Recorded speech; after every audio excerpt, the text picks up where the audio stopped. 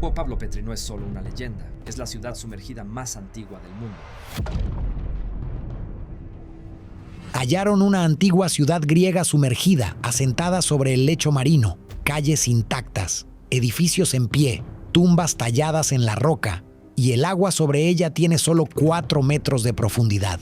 Un niño con un snorkel podría nadar sobre una civilización que ya era antigua cuando el Imperio Romano aún estaba a siglos de existir. Esta es Pablo Petri, y cuanto más extraen de ella los investigadores, más extraño se vuelve el panorama. Frente a la costa sur de Grecia, resguardada en una bahía llamada Batica, en el Peloponeso, hay una ciudad bajo el mar Egeo. No son fragmentos, ni columnas dispersas. Una ciudad real, con caminos que se pueden seguir, edificios de hasta 12 habitaciones cada uno, una plaza central del tamaño de un campo de fútbol, canales de agua, estructuras religiosas, talleres textiles y decenas de tumbas. Datado cerca del año 2800 a.C., el asentamiento tiene cerca de 5000 años de antigüedad. Esto sitúa su fundación antes de Stonehenge, antes del apogeo de las pirámides de Egipto y mucho antes de lo que la mayoría imagina al pensar en la antigua Grecia.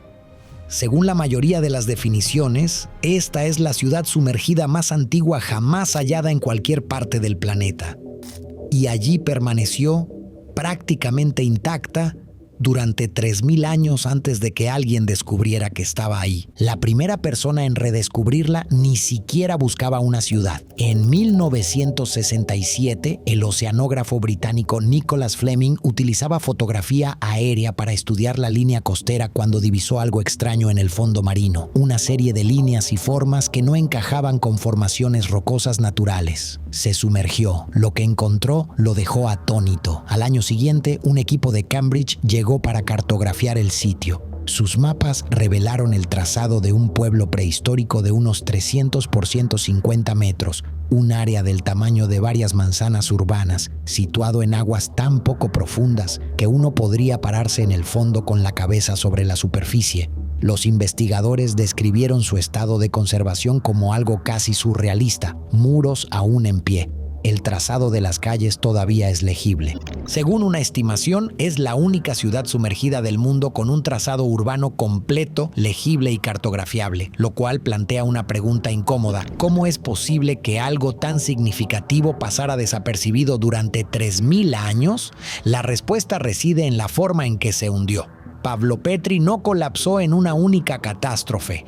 El pensamiento científico actual apunta a una combinación de terremotos frecuentes en esta región de gran actividad sísmica y un aumento gradual del nivel del mar que provocó que el terreno cediera lentamente. La ciudad se sumergió pieza por pieza. Al descender de forma suave y no violenta, gran parte de su estructura se preservó en lugar de quedar destrozada. La arena se depositó sobre las ruinas, las protegió de la erosión y el océano las mantuvo allí. Transcurrieron miles de años. Los imperios surgieron y cayeron sobre aquellas aguas. En el fondo de la bahía de Batica, las calles de una ciudad de la Edad del Bronce aguardaban. Lo que resulta aún más impactante, alguien notó las ruinas en 1904, más de 60 años antes del redescubrimiento de Fleming. El geólogo griego Fokion Negris identificó las estructuras sumergidas y dejó constancia de su existencia. Luego, durante 6 décadas, el lugar quedó prácticamente en el olvido, sin excavaciones, sin investigaciones. Solo una antigua ciudad fantasma en las aguas poco profundas del Mediterráneo sin ser examinada. Cuando las investigaciones formales finalmente comenzaron en 2009 bajo la dirección del arqueólogo John Henderson de la Universidad de Nottingham, trabajando junto al Eforato de Antigüedades Subacuáticas de Grecia, la magnitud del hallazgo se expandió drásticamente. Mediante el uso de robótica submarina y tecnología de sonar acústico, diseñada originalmente para la exploración militar y petrolera, el equipo realizó el primer relevamiento digital tridimensional completo del sitio. Tan solo esa fase del proyecto añadió 9000 metros cuadrados de edificaciones previamente desconocidas al mapa, un gran salón rectangular y una calle entera de estructuras que no habían sido documentadas. El área total registrada ahora supera los 80.000 metros cuadrados. No es una aldea, es una ciudad. Los artefactos narran una historia que va más allá de un simple asentamiento. Se recuperaron miles de objetos, incluidas piezas de cerámica que rastrean una ocupación ininterrumpida desde aproximadamente el 3000 a.C. hasta cerca del 1100 a.C., casi 2000 años de actividad humana. Entre los hallazgos se encontraron grandes concentraciones de pesas de telar, lo que sugiere que Pavlopetri no era solo un asentamiento residencial, sino un centro de producción textil, una industria que requería la entrada de materias primas y la salida de productos terminados. Eso significa comercio, y el comercio conlleva conexiones, ¿no? Aquí es donde la historia se vuelve realmente desconcertante. Los investigadores hallaron pruebas de vínculos comerciales activos con la Creta minoica, la civilización que construyó el palacio de Cnosos y dio origen al mundo mitológico del Minotauro, considerada una de las culturas más avanzadas del Mediterráneo en la antigua Edad del Bronce. Las mercancías y los estilos cerámicos encontrados en Pavlopetri muestran contacto con Creta a unos 200 kilómetros de distancia. Para ser una ciudad de la que la mayoría nunca ha oído hablar, sepultada en aguas poco profundas de una tranquila bahía griega, este es un detalle notable. Pavlopetri era un nodo funcional en una red más amplia de la Edad del Bronce, conectado con una de las civilizaciones más sofisticadas de su época. Lo que nos lleva, naturalmente, a la siguiente pregunta: ¿quiénes vivían aquí? El sitio abarca la transición entre la Edad del Bronce antiguo y el período micénico, la civilización que la mayoría de los historiadores consideran la base histórica de la Ilíada y la Odisea de Homero. Los micénicos construyeron grandes ciudadelas, fueron guerreros y mercaderes, y su cultura precedió a la Grecia clásica por 1000 años. Su colapso alrededor del 1100 a.C. sigue siendo uno de los grandes enigmas de la historia antigua. Parte del colapso de la Edad del Bronce final, cuando múltiples civilizaciones mediterráneas interconectadas cayeron con apenas décadas de diferencia. La ocupación de Pavlopetri parece terminar justo en esa misma época, atrapada en la misma red de catástrofes, terremotos, invasiones, cambios climáticos, el aumento del nivel del mar que acabó con el mundo micénico. Pero esto es lo que hace a Pavlopetri diferente de cualquier otro yacimiento micénico. No ardió, no fue saqueada como la mayoría de las ciudades de esa época, simplemente quedó bajo el agua.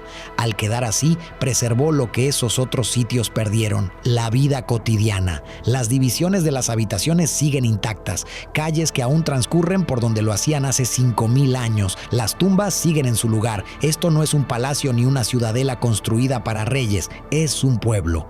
Y los asentamientos muestran cómo vivía realmente la gente común. Qué fabricaban, en qué creían, cómo organizaban el espacio y dividían las clases sociales. Los dos tipos de tumbas halladas, tumbas de cámara y pequeñas tumbas de cista, indican claras diferencias de estatus. Algunos fueron enterrados con mayor riqueza y ceremonia que otros. La ciudad tenía jerarquía, especialización e industria.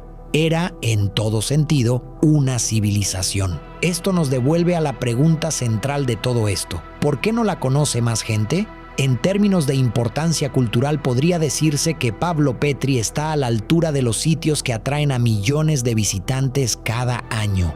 Es anterior a la Acrópolis clásica de Atenas por más de 2000 años. Tiene un trazado urbano mejor conservado que casi cualquier otro sitio de la Edad del Bronce en el Mediterráneo. El nivel de planificación visible en las ruinas sugiere que quienes la construyeron ya comprendían el diseño urbano sofisticado. Algunos investigadores incluso han especulado con cautela que el mito de la Atlántida de Platón podría haberse basado en la memoria popular de lugares sumergidos reales como este. No se puede demostrar, pero la imagen es difícil de borrar. Una próspera ciudad portuaria, rebosante de comercio e industria, que ahora descansa en silencio sobre el lecho marino mientras los barcos pasan por encima. Hoy, el yacimiento se enfrenta a amenazas muy reales. El sedimento removido por los buques comerciales que anclan en la bahía de Batica daña lentamente estructuras que sobrevivieron intactas durante milenios.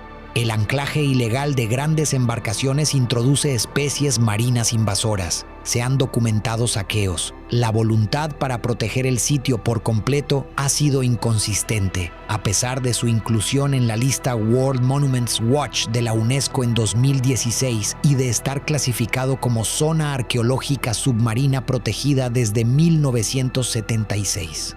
Se han instalado señales submarinas y rutas guiadas de buceo. Es un comienzo, pero para un lugar de este calibre, la brecha entre su importancia y su protección sigue resultando impactante.